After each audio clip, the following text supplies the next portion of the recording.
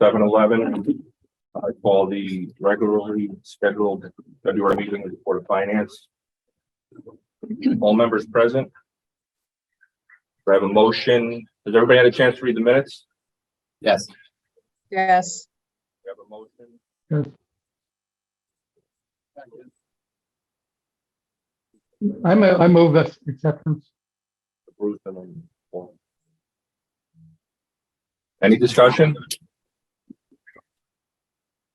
All those in favor say aye. Aye. Aye. Aye.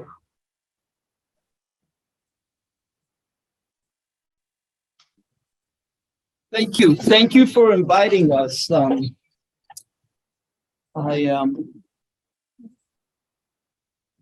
go over these financial statements like I do every year. But first of all, thank you for the opportunity for us conducting this audit. Excuse me 1 second. Could whoever is speaking identify themselves, because the pictures are quite small. I can't see everyone around the table, so it'd be lovely to know who we're hearing from. This is Rico. I'm the managing partner at Charles Evan & Company. I sign off on these financial statements. I want you to meet Jessica, though. Jessica did a lot of the work, and she's on staff, and she's very good with this governmental accounting. We do. Does Jessica have a last name? Yeah, Jessica Hoban. Thank you. Okay. Hi, everyone.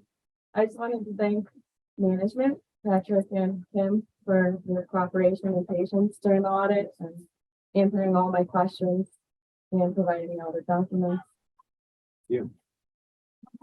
Now it's up to Enrico to review all the. Now you've had this audit for about, I don't know, 2-3 days. Is there any questions before I begin? Okay, so there's, Excuse me, Bruce, you had some questions for Kim. Was she able to answer everything?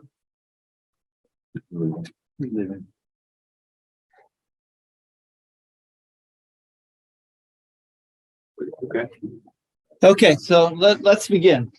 There's 3 sets of financial statements in this financial statements, and they're all required by the Office of Policy and Management in the state of Connecticut.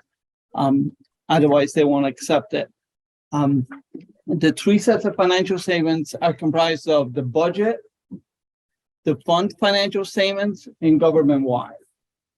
Right, and we're going to go through all those 3 sets of financial statements. The most important set to us is the budget financial statement, because the budget is approved by our community, and as soon as they approve it, it becomes law. That's legislation, and you can't overspend it. So that's the most important. And the 3 sets of financial statements use different method of accounting. Obviously, for the budget, you use your own method of accounting. It's mostly cash basis accounting. For the fund financial statement, it's modified accrual, and government-wide, it's a full accrual accounting. So if we go to this PowerPoint, we'll discuss how these things are made up, and then we could get into maybe specific questions if there are any. Obviously, the first couple of pages are our opinion. That's the auditor's opinion, and they're unmodified. That means that it's the best opinion that we could give you. Then pages 4 to 12 is management discussion and analysis. It's not audited by us. It's prepared internally. The Honorable First Selectman and Kim, I would assume they cooperate and prepare it. Correct me if I'm wrong. We do read it, and we make sure that it doesn't contradict the audit. Obviously, if it did, we would come back and say, hey, you really can't say that. You're going to have to take that out. The 3 sets of financial statements go on the PowerPoint presentation. The budget method, which is reconciled to the generally accepted accounting principle, fund financial statement. And then those fund financial statements are reconciled to the government-wide financial statements. In the pages where they appear is listed on the PowerPoint presentation. So if we could turn to page 40 to 44, that's the budget side.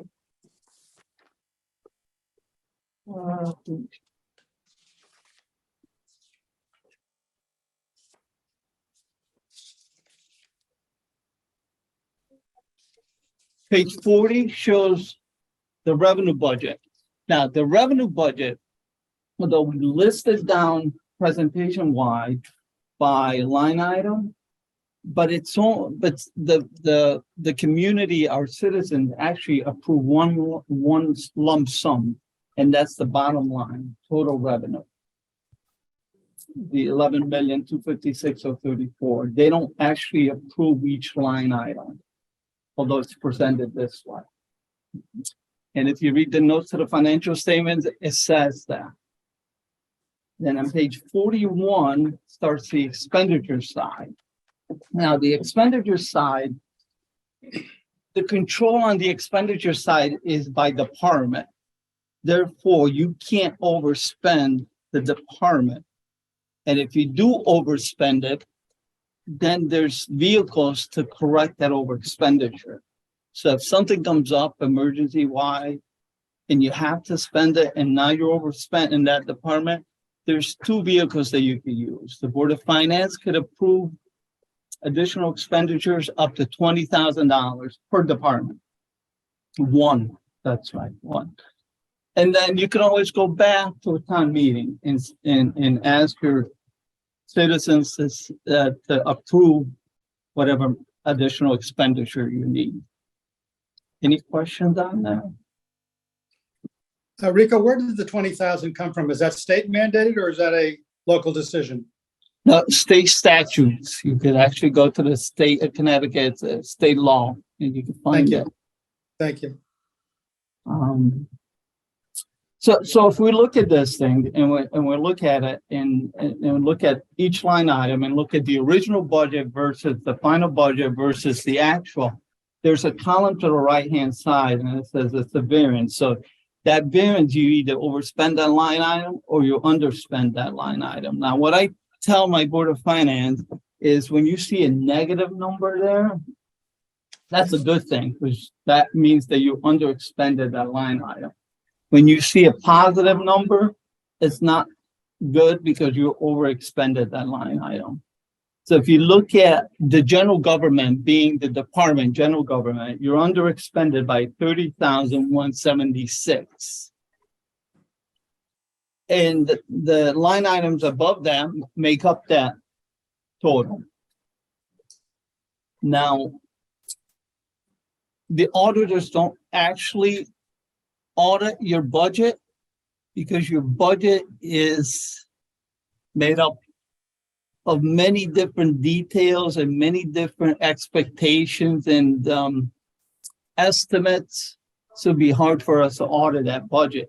And if you read the audit opinion, it actually states that we're not auditing the budget, we're auditing the actual numbers. So if there's a question, the variance, if there's a big variance, we dig down to it and figure out why did you have this variance and come up with an explanation. But small variances, we can always ask Kim to research and find out why those variances happen. Any questions on that? So it's by department. So if we turn to page 42, we got the highway and public works, protection, health and welfare. Then page 43, we got benefits as a department, other department, transfers. Transfers are transfers to your own funds. So you're taking money from the general fund and transferring it to another fund, usually a capital project fund or a special revenue fund, and they have a purpose to use that money.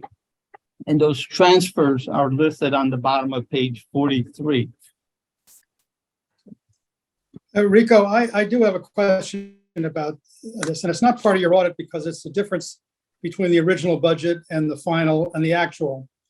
When you look at the 4 pages or 3 pages of expenses, at the end of the at the end of it, it says that there's $1 million variance. $1,041,000. Yeah. And just, it leads me to a question. Are we over budgeting? Are we underspending? Or is this just a prudent way to do it? I just don't know the answer to that. Yeah.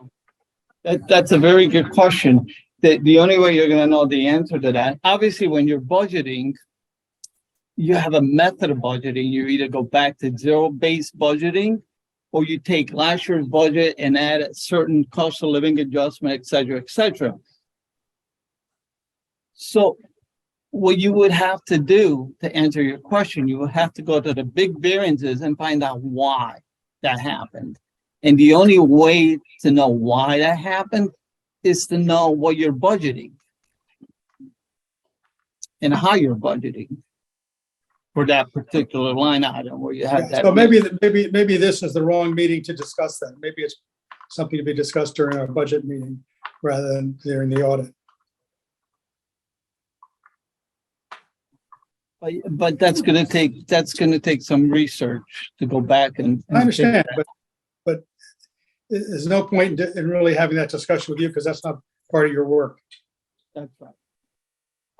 Then page 44, let's look at page 44, and Bruce was right. You expected to have 966,000, almost $1 million worth of deficits.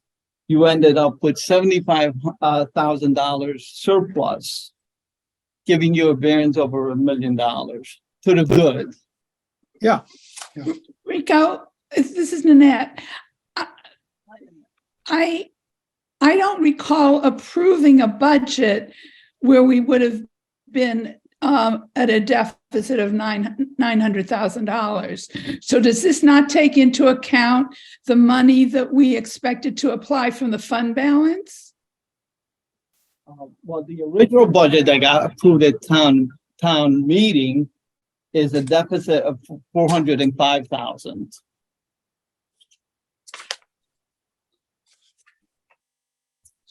So the budget that got approved had a deficit of $405,000. Now, what you're thinking, Nanette, might be that you're always in balance. Your revenue always equals your expenditures, but included in your revenue is your fund balance, is that $4,005 that you're going to use. So that's it? Does that technically count as revenue? No, it doesn't. No, if you're using it, it's already in fund balance, so Yeah. it's not revenue. But you showed us revenue on when you present the budget, so your revenue will equal your expenditures. Right. But technically, it's not revenue. And remember what I said. The revenue, when the townspeople approve your budget, they're not approving line items, so they're not approving transfer from fund balance. They're approving the total revenue, that total number, the $11 million number. Okay. Also, there's an aspect here which I find a little confusing for a cash computation. Actually, you've got deferred expenses here that have been budgeted, but don't expect to be paid in the future, particularly like the health insurance.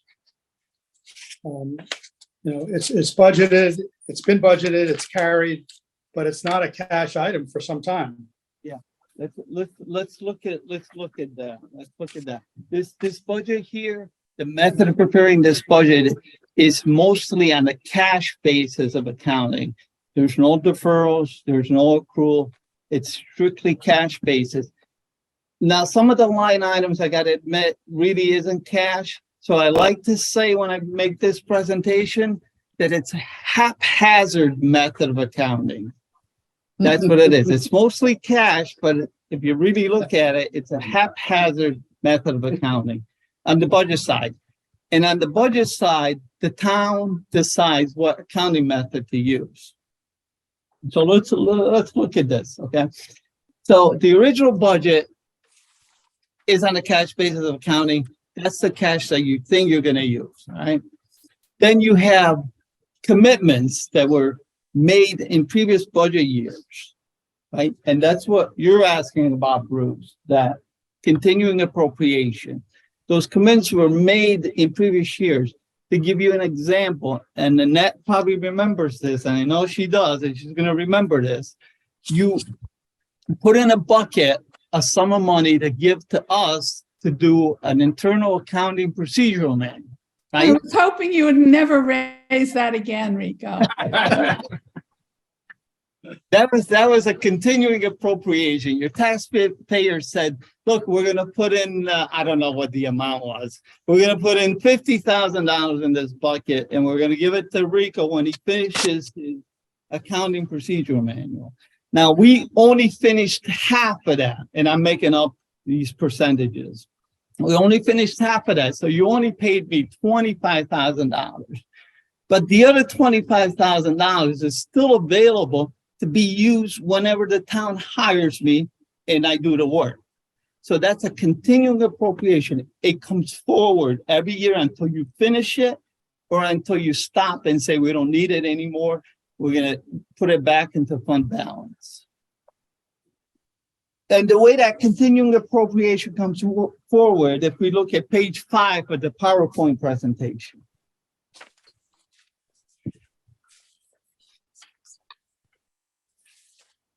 Let's look at one line item, post-employment health benefit. The current budget for post-employment health benefit was $20,000. That's what your taxpayers approved to spend for that line item. But in previous year, they had approved $199,000 that you could carry forward. Therefore, in this year under audit, you could have spent $219,000 on that line item and still be within budget. $20,000 they said you could spend in the current fiscal year, $199 carried over from previous years, $219,000. Now, $219,000, nothing was expended. If you look at page 44, it's the top line item, second line from the top, nothing was expended. Therefore, you carry that forward until future years. So when you work out your budget and the taxpayer is saying, yes, we approve this budget, they're also approving that continuing appropriation because they did that approval already. Does that answer your question, Bruce, or should I keep on going? Well, I mean, this is a very complicated subject because in fact, this is all expired. There are only 3 people that this could ever apply to. And, you know, it's basically if they retire before age, these 3 people or their spouses retire before age 65, and it covers their health insurance from until age 65 and they get Medicare. But it's just, as you say, it's a mixed way of accounting because it's been appropriated, the money's there to spend, but it's not cash until sometime in the future. That's exactly right. Right.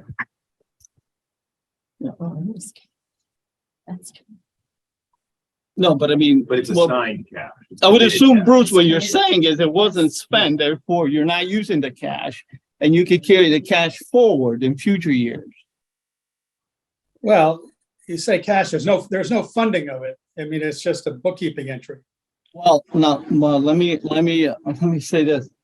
There's no balance sheet on the budget side, but it's reconciled to the fund financial statement.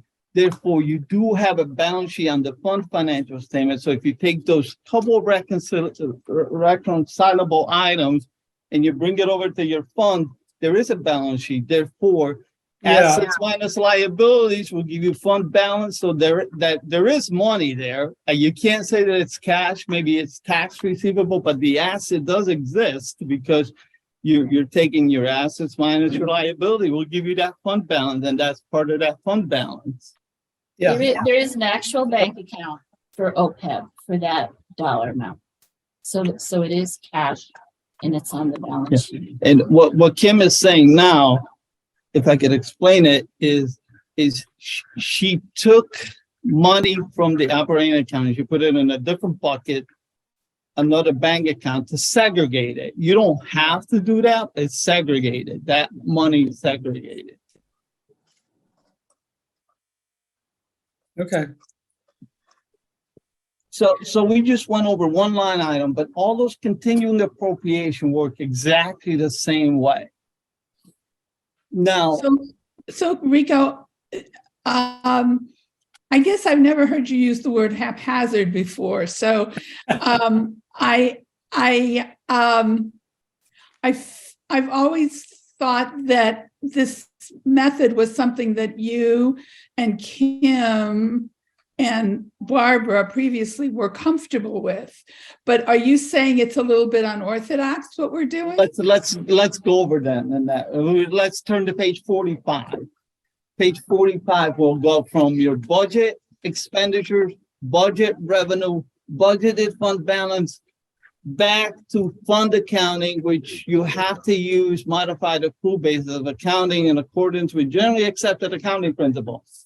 So if we go from your budget to generally accepted accounting principle, and there's going to be a lot of differences, then yeah, I would be very uncomfortable with that because you're going from a haphazard way of budgeting all the way to generally accepted accounting principle of reporting. So if there's a lot of adjustments, yeah, I would be worried a little bit. But if you look at 45, look at page 45 where the reconciliation is, there's 1, 2, 3, 4, 5 adjustments to go from your budget side to generally accepted accounting principle. Now, 5 adjustment is not bad. Does that answer your question? I guess, yeah. So if you were to change your budget method for these 5 items, you were actually using generally accepted accounting principle method. So it's when I use the word haphazard, and maybe this is the first time I've used it here. Maybe it's the wrong word to use. it's the mixed form of accounting. But if you read page 45, right? Page 45, the note on top, it actually kind of explains a little bit in general terms the method that you use for budgeting. And you're on the Board of Finance, you could change that method anytime you want to. You know, if you say, look, let's take an easy one. Regional School District number 12 gives you a refund of the money that they did not use the previous year, all right? And the refund for Regional School District number 12 was $258,000 and some change on that reconciliation. Now, for your budget method, you treat that as revenue. So if you go to your revenue page on this budget, you're going to see a line item called refund, Regional School District number 12, and it's revenue. Well, you're getting your own money back. So how would you consider that revenue? I mean, you paid them and then you're getting your own money back. It's really not revenue in according to generally accepted accounting principle, but yet for budget purposes, you're treating it as revenue. So if you wanted to be closer to generally accepted accounting principle, you wouldn't pick that up as revenue. You would probably reduce the expenditure that you're paying Regional School District number 12. That's a simple example. So when we say haphazard, maybe that's too strong of a word to use. Rico, you're suggesting to apply that money to this year's instead of taking the money back? Yeah, you To apply it to against this year's- expenditures. Well, you for this could, year. or you can just keep it as revenue. On the And we revenue side. we do the final entries that come from Rico, that money does come over on the expense side and reduces the education budget. So to finish this circle, so if you start with your expenditure on the budget side and revenue on the budget side and fund balance on the budget side on page 45, and you add and subtract those few adjustments, you're going to get back to the GAAP financial statements, which generally accepted accounting principle fund balance. So we'll turn to those.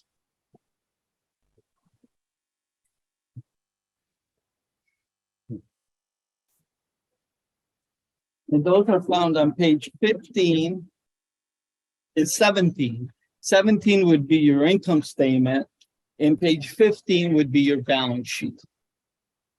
So if you look at page 17, that's your income statement. So the bottom of that, the bottom totals will agree to these financial statements, and these financial statements actually have a balance sheet to go along with it. The balance sheet is found on page 15.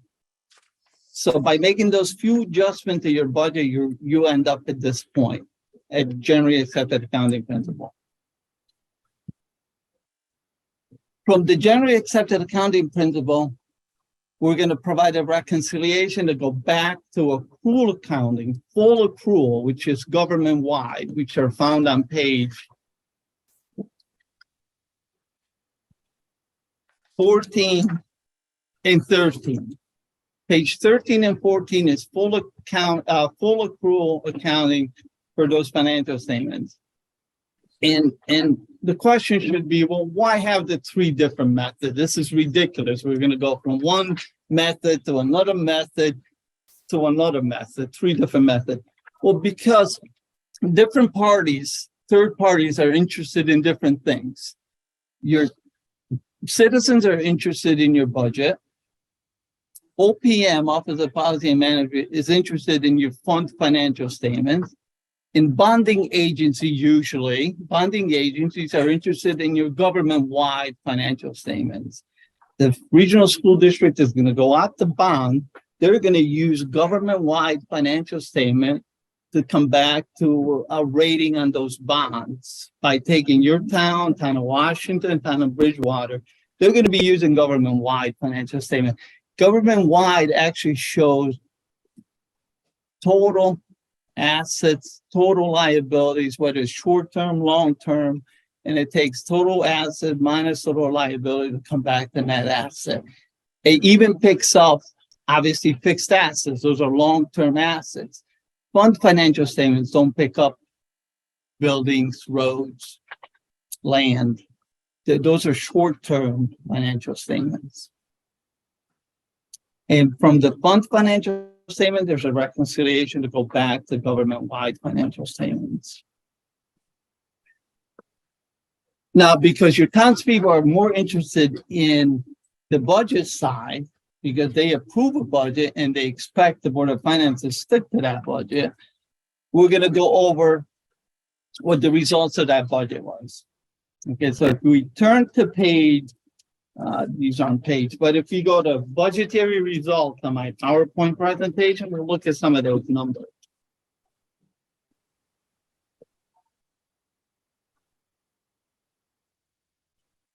Your budgeted revenue was 11,256,000. We actually got in 11,598,000. The difference to the good is 342,000. So we got $342,000 more than we anticipated in getting when we worked up this budget. And so on and so forth. Expenditures, we got about $700,000 less expenditures than we thought we were going to spend. And if you add those two, obviously those two differences, it's going to come back to the $1 million that Bruce was talking about. But the key here is what you're adding to fund balance, right? The $1 million just represents the differences between your budget and your actual, but you actually added $75,000 to your fund balance, not $1 million, $75,000. So your beginning fund balance was $4,423,599. You added $75,000. It comes back to $4,498,754. And I have to go over this because this is really, really important. So that fund balance, $4,498,754. If you go to my PowerPoint presentation on page 4,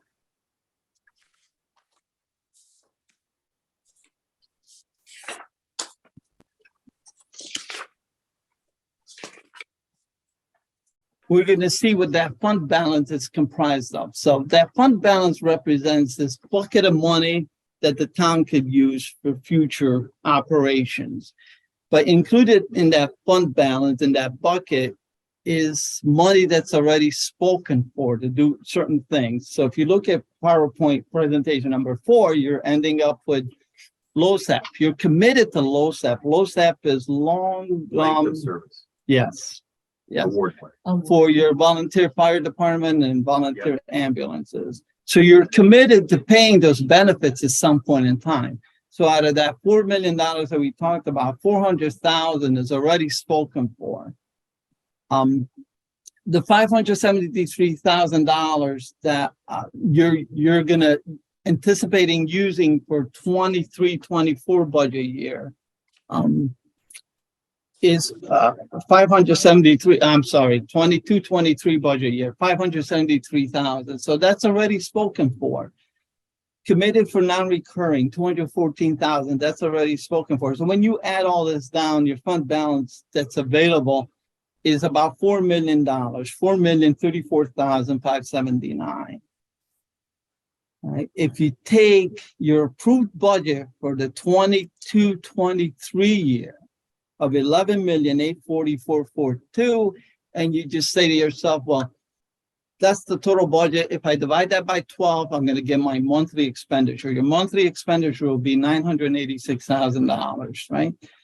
So that means that your available fund balance will last you approximately 4 months. So if there was no revenue coming in, nobody paid their taxes, no grants coming in, no fees, you could operate this town for 4 months without getting any money in. If you look at it in terms of percentage, it's about 34% of your next year's operating budget of $11,844,442. Now, the town does not have a policy of what they should keep in fund balance, but I've been here a long time and I've been through a lot of chairman of board of financing, and every one of them said that 2-3 months was a good number to them.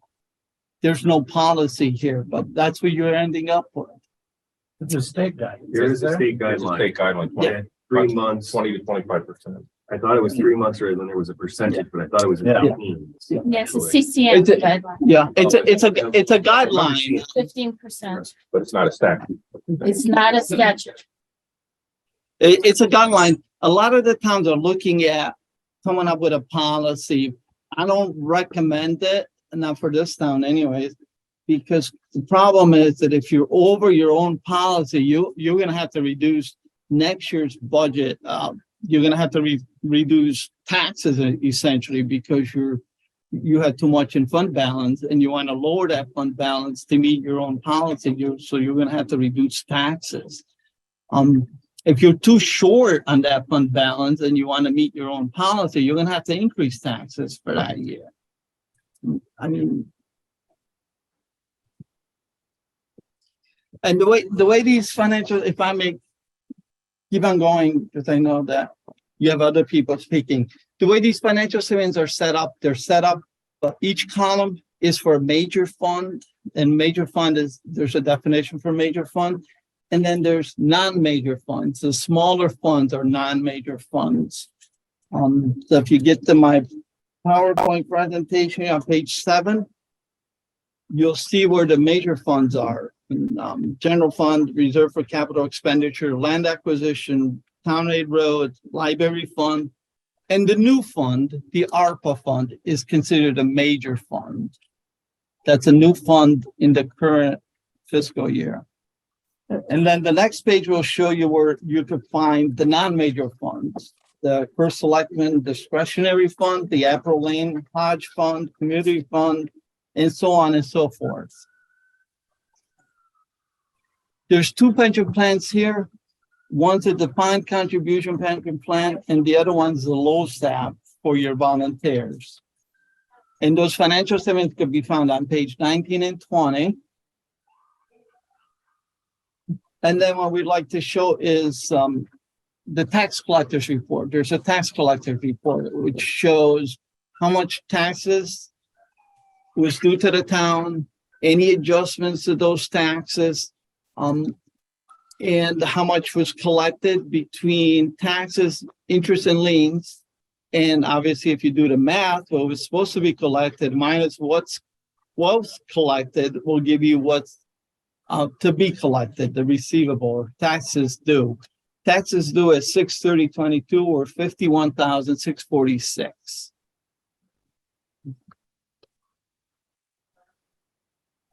There's two audit opinions here. The first relates to the financial audit, and that's found on page, I believe it's 3, 4, and 5 or something like that. The first opinion. And then there's a compliance opinion, and compliance with laws and regulations. And that's the last opinion in our financial statement package. And what that is during the audit, we make sure that you comply with certain major laws and regulations. Did you comply with labor laws? Did you file all your 941s? Did you file your W-2s? If you receive grants that are considered major grants, there's compliance to those. Did you pay appropriate wages that was required under the grant agreement, et cetera, et cetera.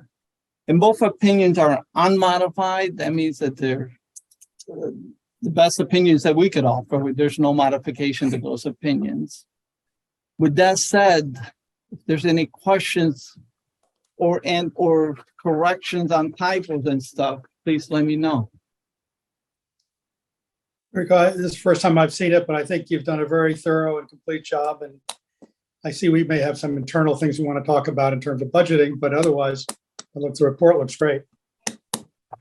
I agree. Thank you. Thank you. Nice job, Rico. Holly or Jeanette, do you have any questions? No, Question, Bruce. Bruce, you had sent me an email about modifying one of the notes. Oh, yes, right. For the post-employment. You want me to, the note regarding the health insurance that we talked about a little earlier about the 3 people. It sounds from reading the report like this is a ongoing plan and that there can be additional liabilities to it.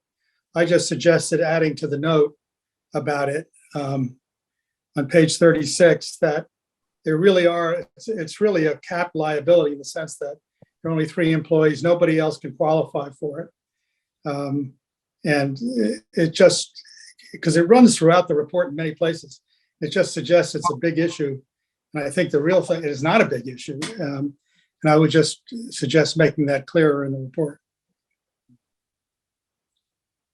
Yeah. Bruce, I had sent Julie some language that you guys could consider. yeah. He had sent me a revision that he suggested, and I agree with it. So I will. As you know, Bruce, these are your financial statements. They're not my financial statement. So you could explain anything you want to, as long as it doesn't contradict our audit, it's fine. Yeah, well, I mean, the board can consider it or Ed can consider it. Yeah. Julie thought it was a good idea, so, I mean, it doesn't change anything. It just tries to, as I say, sort of clarify a little more what's involved with that liability and that it's really a capped one. I mean, everybody worries about unfunded pensions in government or anywhere. And this is not one really. And it's really just to make that clear.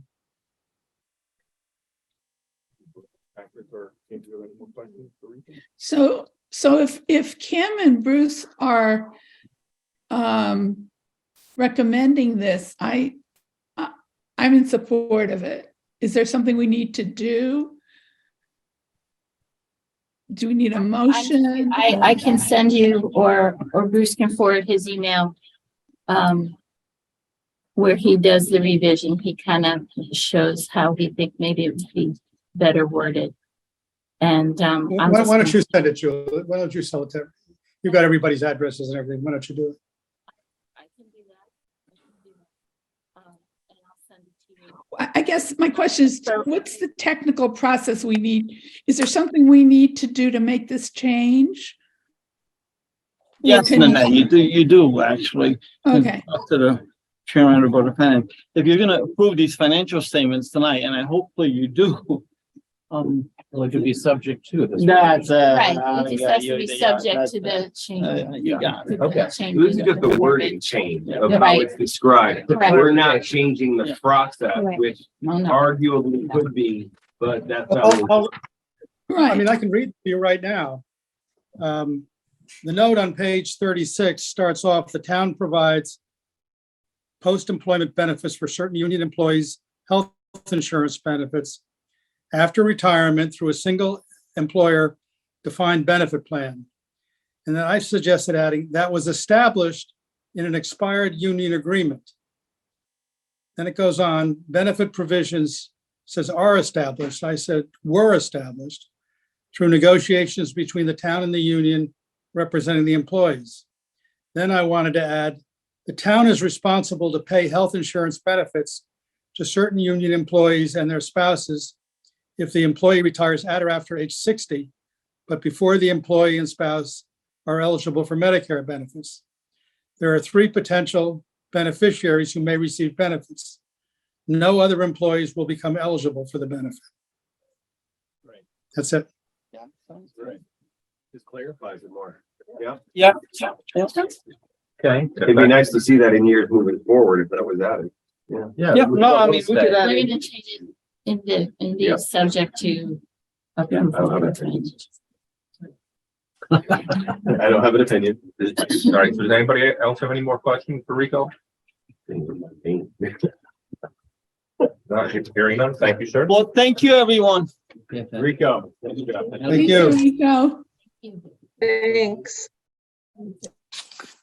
Thank you, guys.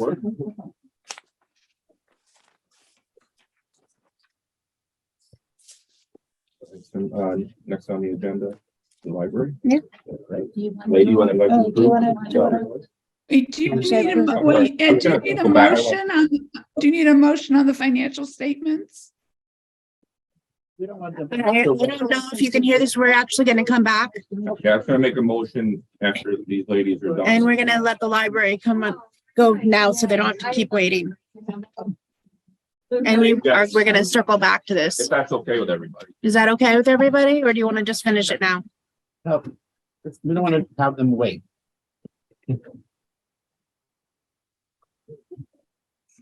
Good evening. Thank you for coming tonight. Well, it's always enlightening. Our presentation would be at a much lower level. That's what you think. Right, under the table. Uh, We have 2 new members of the Board of Finance, so I just had a couple of comments to frame our budget for you, because I think you'll be interested to know that our 2 libraries have about a 100-year history in this town.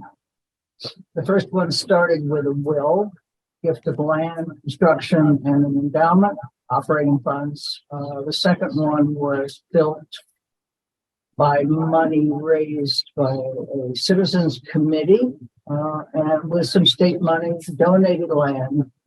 And the town of Roxbury did not have to bond or contribute to these 2 libraries. So they were a gift. And I think we're very grateful. We work very hard to make sure they're not a Trojan horse.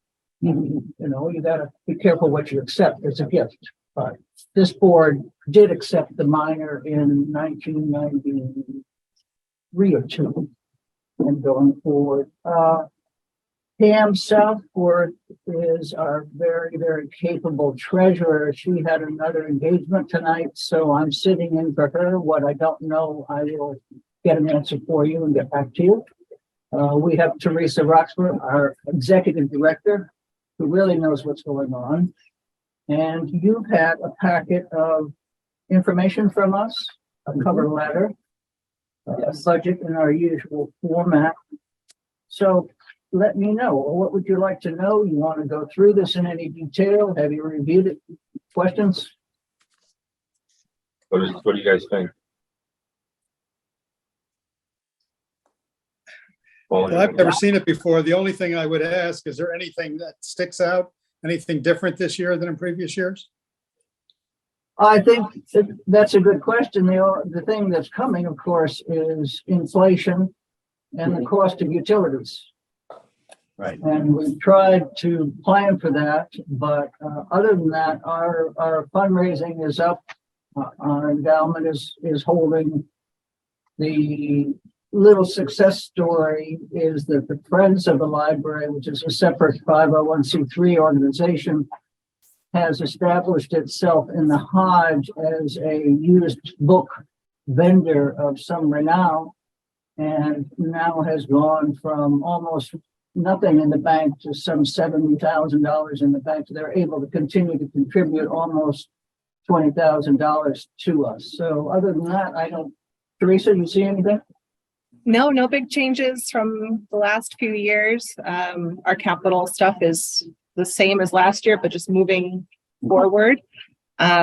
What's left in capital? You've got We're still air doing, conditioning? we're working on the air conditioning. Yeah. These should be over. Yeah, we're still working on the air conditioning. Still working on the roof, which has been, coming and down the heating pipe, coming down the line, and a little bit for Hodge. and a little bit for Hodge to finally finish the windows, which would be a 50% match grant through the state. Teresa, could I ask you a question about the windows? Because I read there was such a huge discrepancy between the two bids or the three bids. Yeah, there was. Our initial bid did not account for lead. So when I guess our architects didn't think about it, or they didn't test, or I don't know how that happened, but that their estimate was based on just regular old paint that you could sand and fix without a problem. But of course we tested it, found lead paint, and so now they need to be removed and sanded in a shop setting where people are equipped to deal with lead paint.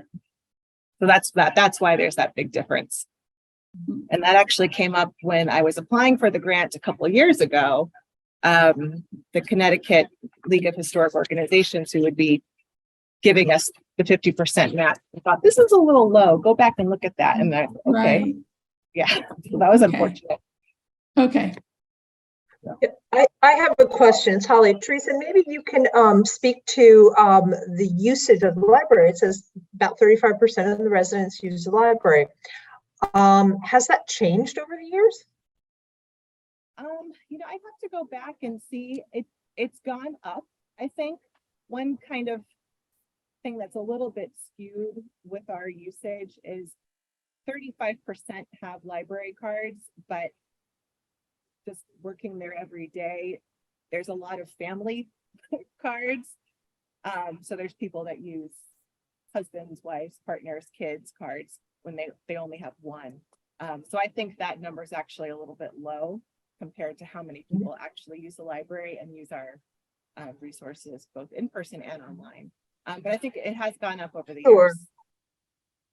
Do you have any idea as to how much it's gone up over the years? Because I would imagine we had the same indication where a family was using one card or whatever.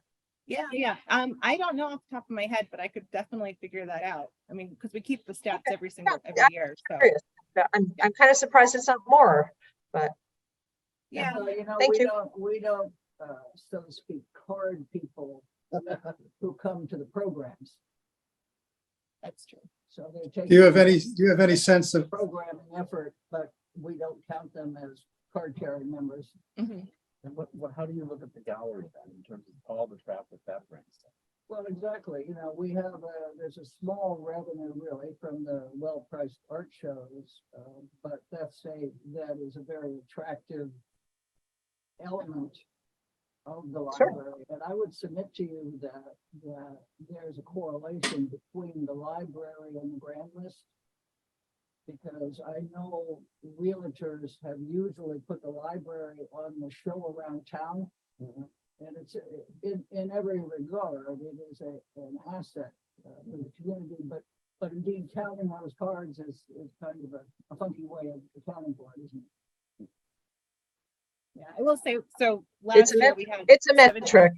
Yeah, we had 17,000 people visit the library last year.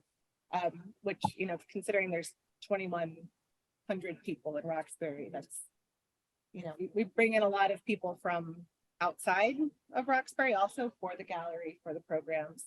So it's definitely a metric to look at, and I can look at how it's changed over the years. But I don't think it's the most accurate. Yeah, actually, the numbers are,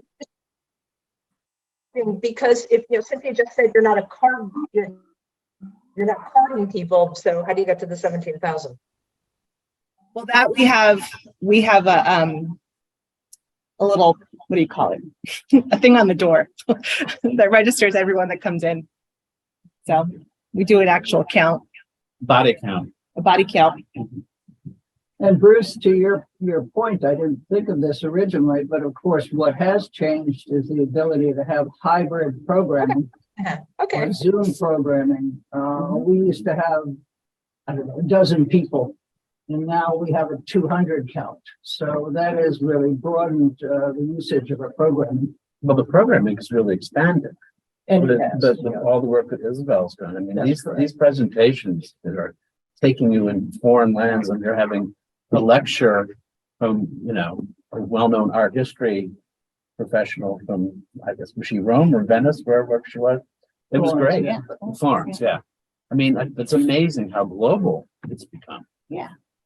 Now, I mean, am I right that people in Connecticut get a library card in one library, but then can use it in any Connecticut library?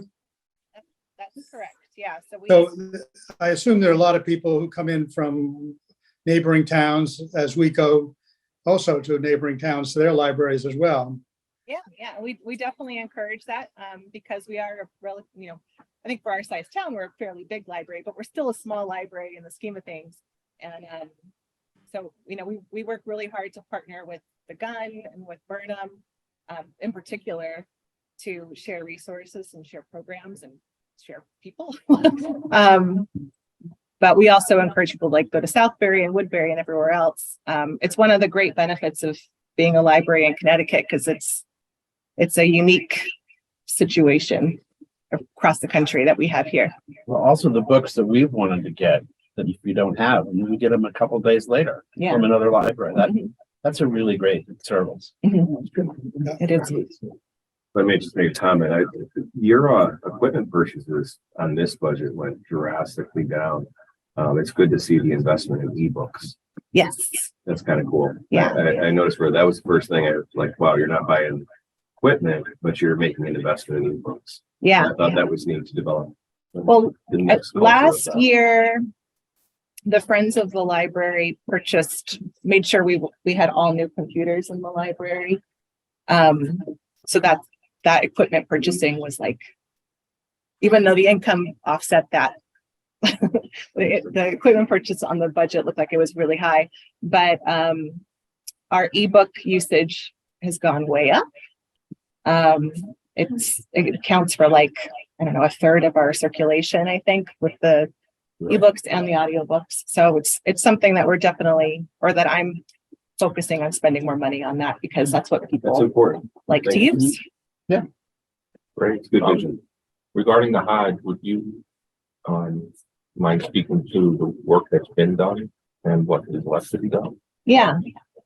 So a few years ago, for the people that are new on the Board of Finance, we got a grant to hire a couple of historic architects who did a great big plan of renovation for the Hodge, things that needed to get fixed and some recommendations. And we've been kind of working our way through the most important of those things, which were a new furnace, which has been done. And environmentally, there's a tiny little crawl space in a swamp underneath the Hodge. Yeah. So we got that sealed and we put in a dehumidifier in the crawl space to kind of clear up a lot of the dampness of the air. So that's been done There was too. the mold remediation, and there was a lot of mold. And it had been closed up for a while. Yeah. When was that? About 10 years ago. It was this discovered a pretty good problem, plus did the slate roof too. The roof has been Roof has been done, done. yeah. I personally cleaned out the attic. There's a lot of stuff up there, old stuff that was eaten by bugs. So me and a couple guys got rid of all that stuff. In the well, right? A new well, a new well. So now we have water and a toilet that works. It's not bringing up sludge. Oh, It was not nice. So the friends are like, every time we have a meeting, they say, thank you for heat in the bathroom. What Didn't about? you, Sorry, go ahead. didn't you also find other interesting Roxbury memorabilia and things kind of stashed away? Yeah, well, part of this process, so the Hodge has the Hodge family collection, which is part of the museum there. And part of this whole cleaning up was trying to see what was stuff we needed to get rid of and what we needed to keep. And so we were able to finally inventory everything that was part of the Hodge family collection. So we have a document, everything's in boxes and labeled. And so if someone says, I want to see the journal, Albert Hodge, I know exactly where that is, which is really nice. The Walter Matthau hat. Yeah, still and there? Walter Matthau's hat. Grumpy old man, the hat Cool. is there. Yeah. It was there. We actually have Yeah. the diaries and the books. Mm. I should just get them over to you. Oh, Yeah, we used to live in Albert's house. There's a lot of cool stuff. And actually what we did was we moved it out of the Hodge because of The environment. the environment there. So now all that stuff's over at the minor until we can kind of finish up the Hodge. Then we can put it back there, but it's all safe and in a nicer environment than it was. So the next step, I think the windows are going to make a big difference. They're going to make a big difference in, again, like the internal environment of the Hodge, and then also how it looks on the outside. If you drive by, if you actually look, you'll see that a lot of the storm windows are broken. So the plan is to get interior storm windows. So that'll help the way. If I recall correctly, there was talk of installing lead coated copper gutters. Mhm. Is that still in the works or? Right now, we're not planning on that. We're focusing on the windows first, especially because the cost went so much higher than we anticipated on those windows. But that would definitely be the gutters at some point, either new gutters or the architects actually wanted us to do like French drains, but that remains to be seen. Yeah. At one point, we had a conversation about sort of the long-term plan for the Hodge and long-term usage, and I know there were a lot of discussions underway.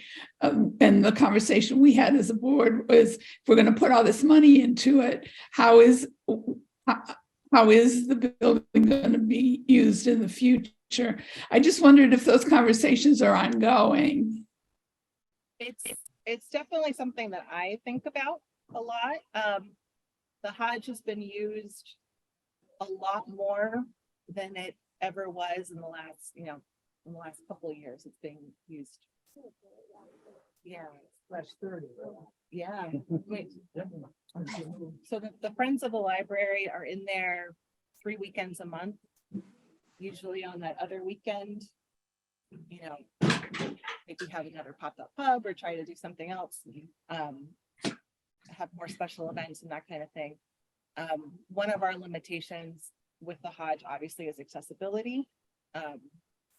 So I think at this point, unless we got a extremely generous grant from the state,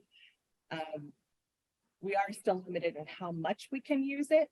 But I will say the Friends are in there, they're actually not just in there on the weekends, they're in there during the week too, doing all their sorting and everything like that. And it's helped, as Cynthia was saying, their income has increased dramatically since opening up the bookstore more regularly. Mm-hmm. And that's been a great boon to us, allowing us to increase. So the Friends budget, whatever they tell us they can give us for the year, that's basically our circulation budget and all of our programs. So everything that everyone loves about the library, other than the people, are from the Friends. Right. The Hodge, 1937 it was built. It seems older than it is. Yeah. Yeah. Does anybody else have any questions? Great, thank you. Oh, thanks. Thank you. Thank you. All right, thank you, ladies. Nice to see you both. Nice to see you too. Thank you. Do you want to pass those things out? Well, if anybody lost their donation mailer. Oh, Case. okay, good. Thank you. Good. Thanks. This is a good audience for that. Thank you. Thanks, Teresa. Have a good night. Thank you. Thank you, Teresa. Nice to see you. Thanks, Teresa. So next on the agenda is the first selection report. Yes, or do you want to circle back? Yep, you want to vote on the audit? I wanted to Vote go to you, Patrick. I didn't want to No, take up your I time. know. So I think we have to make a motion to add this to the agenda to discuss acceptance of the audit. It's not on the agenda. It was having two audits. So moved. You can do Can't it. vote? Okay. You don't need to vote about me. All right, so we'll get, do we have a motion to accept the budget as presented? We're not get back to discussion. Okay, So do we have a motion to accept? so move. Second? Second. Discussion.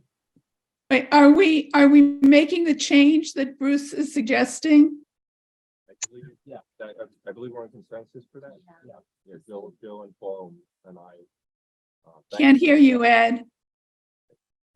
The three of us here in attendance are all nodding our head. We're in agreement with Bruce's verbiage.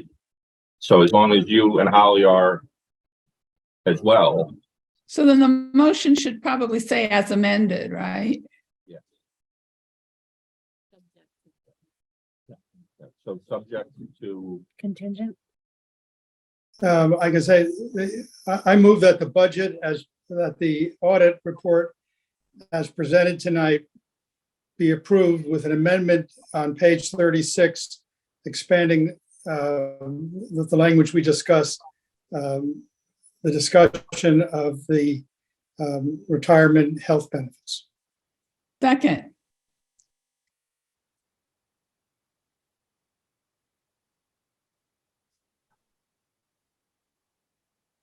anything else regarding the audit?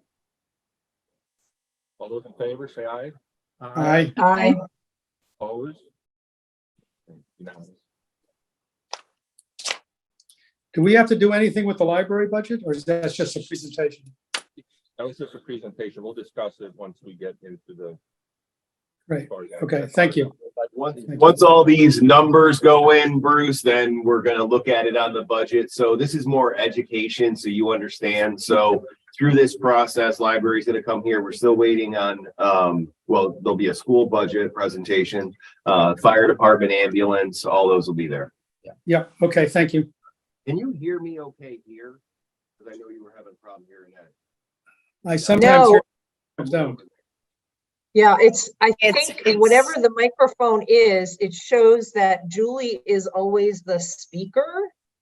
So you can hear me here better? Yes, Oh, good. Yes. we can see you better too. Oh, I don't know if that's a good thing or a bad thing, Bruce, but. Could be determined. Don't answer that. Actually, you know what? So one of the first things that I wanted to talk about is, I got our tax collectors report this afternoon, and as of right now, our fiscal year is 98.8. That is the highest. 2017 was 92.6. 18 was 93, 19 was 87, 20 was 88, 21 was 93, and now we are at 98.8. So an incredible number. That's again, actually one of those numbers where it's going to start to build the unassigned fund balance because we projected at 98, right? 98%, 98 collection rate. So when we project out, we're actually going to see a gain there. we continue to work on the budget. It's like, I feel like I'm talking in a stadium, by the way. I don't know if you guys can hear this. There is an echo we never got rid of. Just a couple things that have happened since the last meeting. The rebuild of truck 8 is finally complete after 8 months. It's done.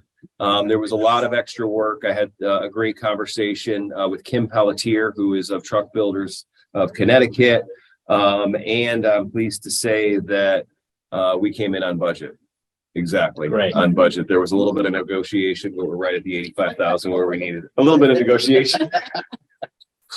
Kim thinks this is funny, but this is now 2 big excesses that we could have seen.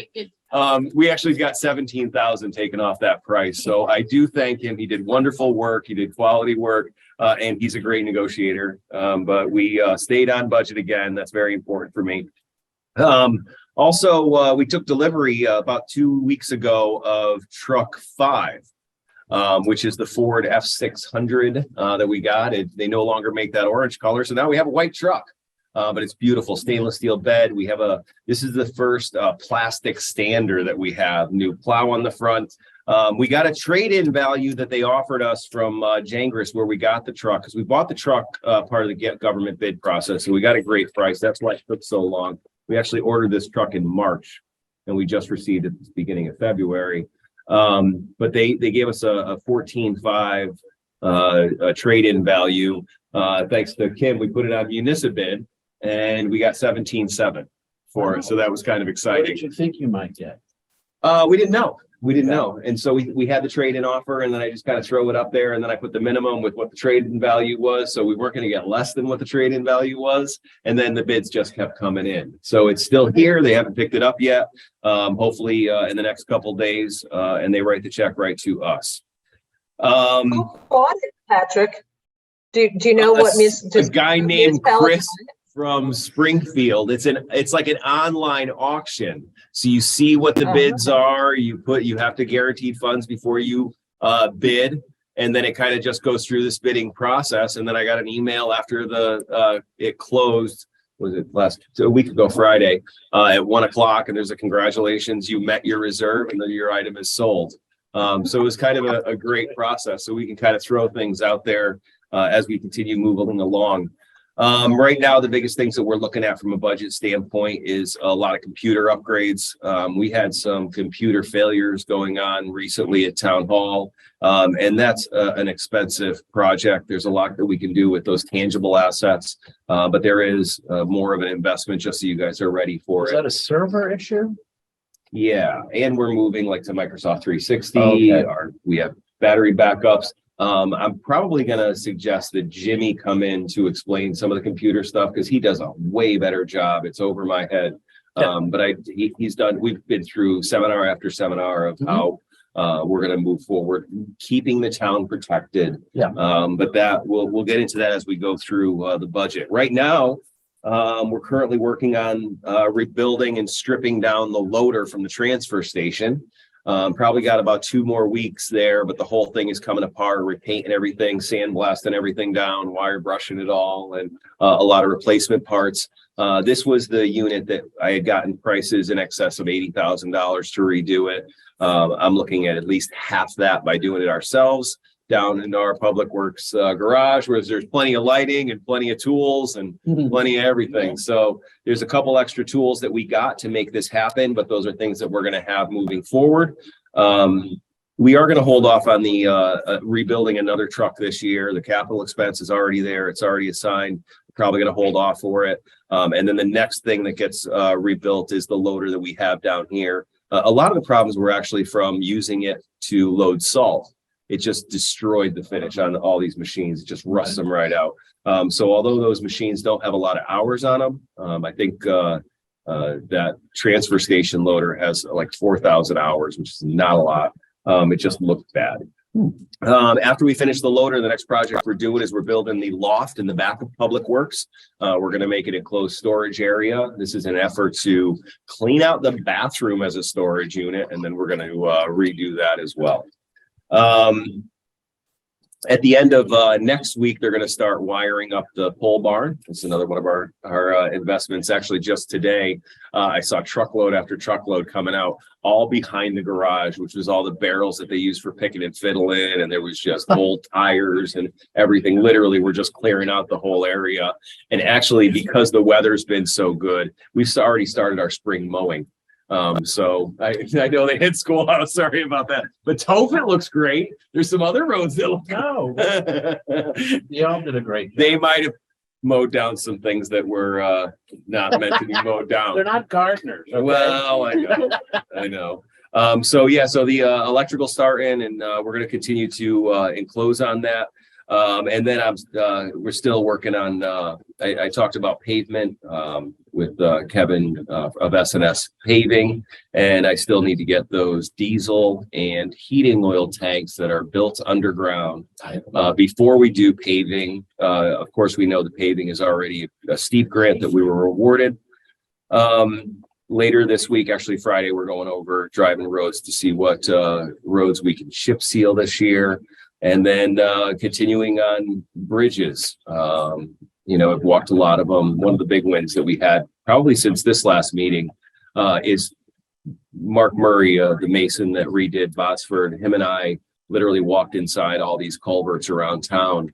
And we had a lot of good news. There was a lot of things that could be rebuilt where the arched culverts are rusting, where we can cut them back, pour new forms, new steel rails. The one that was most concerning that I thought was going to be a couple of $100,000 was the one over here on Shalaby's, right at the beginning of the road, just past the tennis courts and RRR, where you can literally see the walls bowing out. Well, upon further inspection, it's only the tops of the walls that can be pulled back, and he really believes that these could be rebuilt. When you look at the culverts themselves, especially that one, it's a 6-inch round concrete culvert, and the walls on the thing are like 10 inches thick.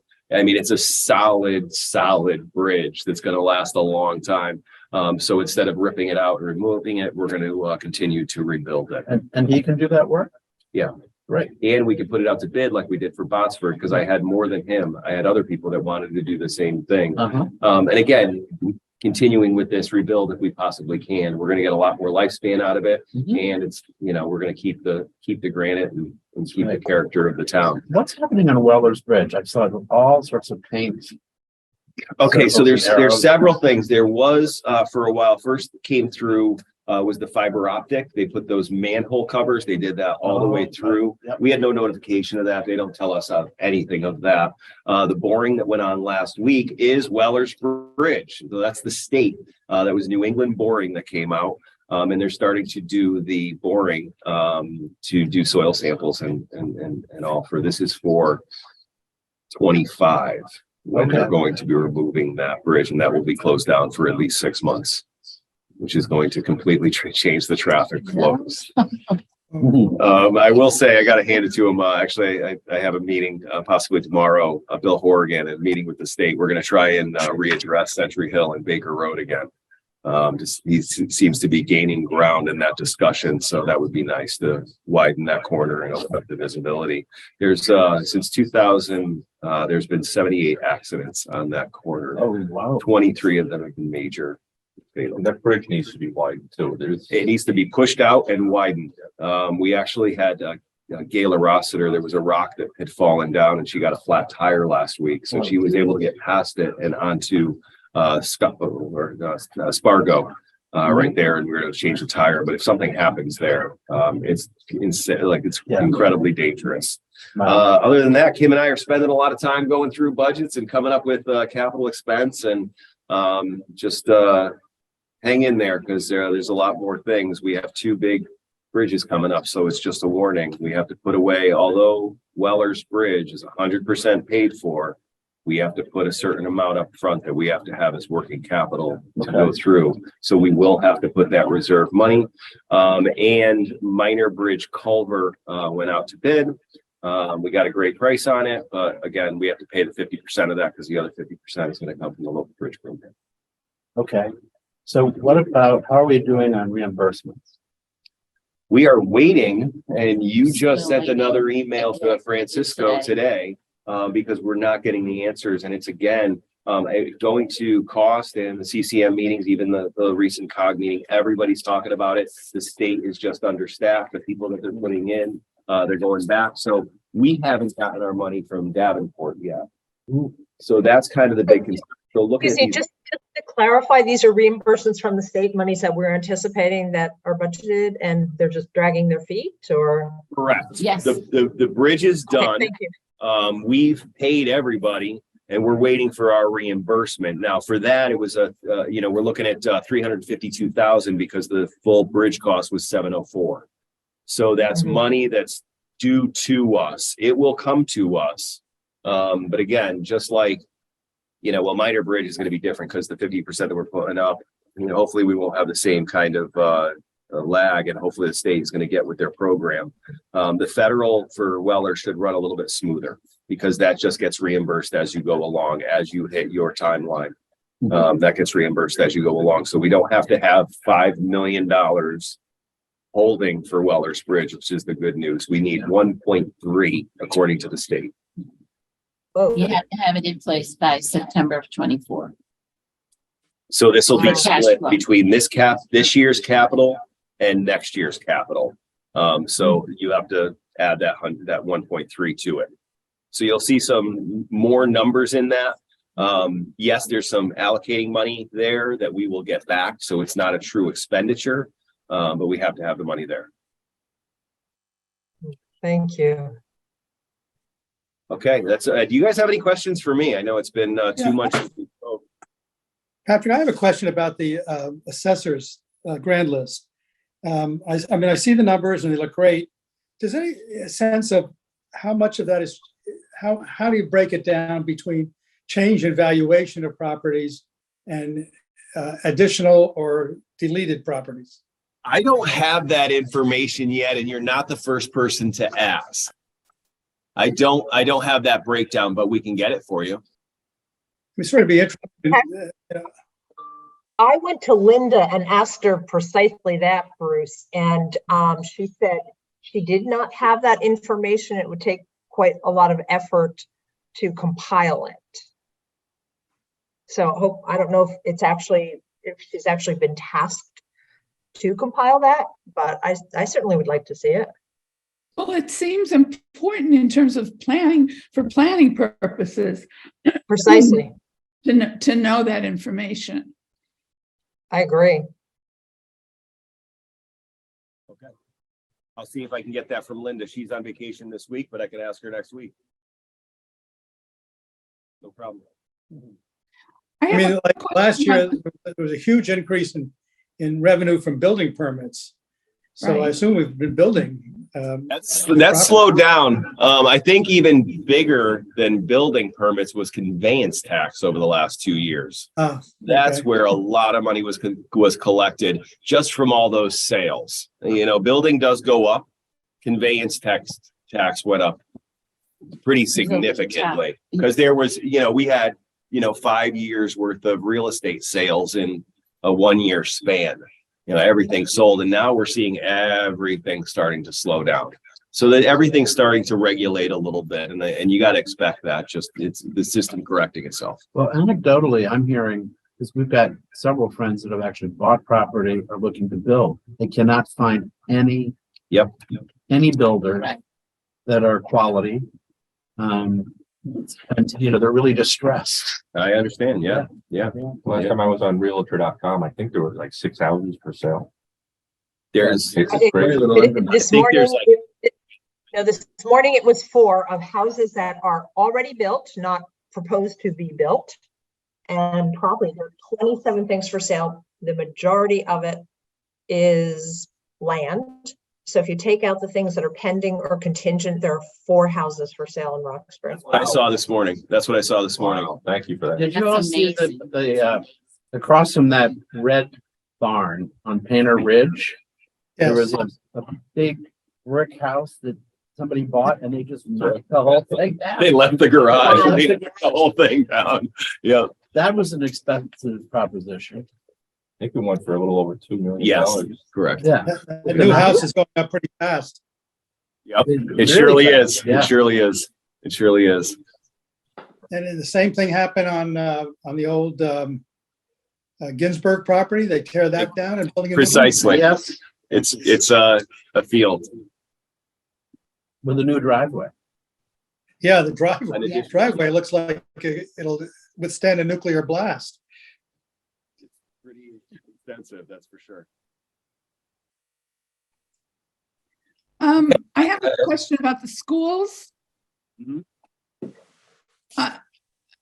When is it, I just, if you would just remind us when we're going to hear the presentation on the schools, and then also whether anybody, I know Kim alluded to it in the selectmen's meeting, whether we have any kind of advanced information about the direction that budget is going.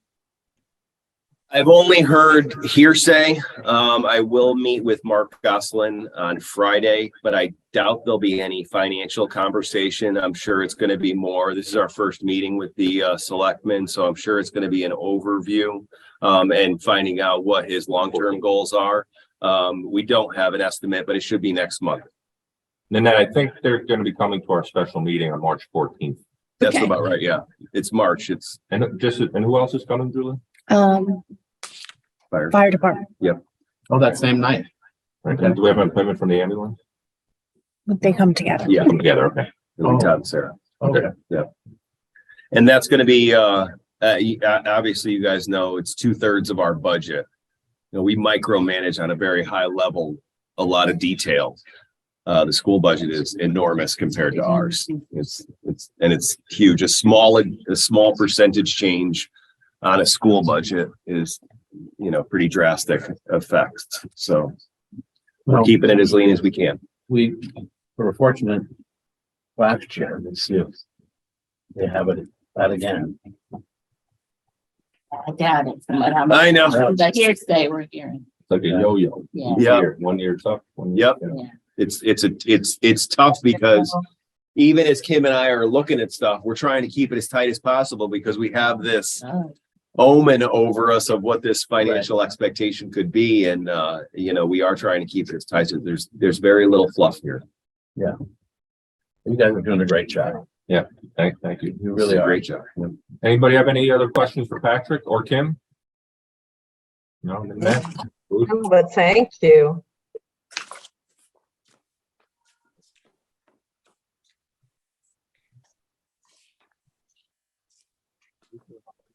Anything else you want to talk about tonight?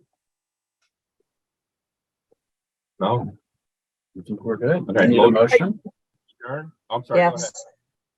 No, I'm thinking, from what Kim had said at the selectmen's meeting, and that we should all be prepared for a whopper of a school budget. And I also heard anecdotally that 2 families have moved into town, each with 3 kids. So attending Booth and then beyond to the middle school and the high school. So if in fact, so we have a rough idea of what that might be. Historically, if we have to make a big pivot to fund our portion of the school budget, where does the money come from? I mean, we're operating. Okay, so there's just because we have people moving in, the reason why it's not a good predictor, you could analyze, we're up or down 2 or 3 or whatever it is. 2 years ago, we were up 19, and then last year we were down 13, as I recall. Right. But it depends on what Bridgewater and Washington have. So you could have a bigger increase in students in Bridgewater or Washington. We may have an increase, but it's not relative. They have the bigger increase. No, that I understand, Patrick, but say that for whatever reason, all of a sudden our portion of the budget is a good bit larger than anticipated. So historically, have we ever said, okay, gee, we really have to make, hopefully not draconian cuts to any one particular request or whatever, but is one, like, does someone get cut back more than others?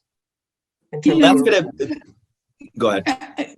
Can I just throw in that I think that our tendency has been, I think maybe not to, I'm not sure it's the right approach, is to cut the town budget. So Okay. that if the school budget goes up, we look at cutting the town budget.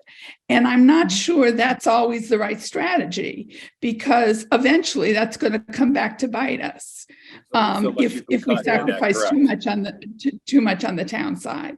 But that's been that has often been something we've fallen back on, Holly, is to say, okay, well, we're the only thing we control is our 1/3. So where can we cut? And we've never been, at least I think Ed and I came on at the same time. We've never had come to the point where we couldn't manage it pretty well within the fund balance. And within adjusting the mill rate. We haven't had any, we've always been able to manage it pretty well within those two parameters up until now, but who knows? Yeah, thank you. That's very helpful. Thanks. That makes sense. To the tune of $500,000 a year, we could be half a Yep. million to the good, $500,000 to the bad. It's kind of scary to think about it. Oh, terribly. It's a lot of money. That's what I am scared about. Is like, oh God, where's this money going to come? Budgets and car shows keep me up at nights. I'm here for you. Yeah. All right, anything else? Do I have a motion to adjourn? So move. Second, Second. all in favor, say aye. Aye. I Opposed? Unanimous. Thank you, everybody. Thank you. Great Thank you. feedback today on the budget, by the way. Thank you. And with the Okay, library and the audit, great comments. Very, very good. I'm very proud of this team. Okay, I do have two questions, even though the meeting's over. So like the bids that the library got, for example, for the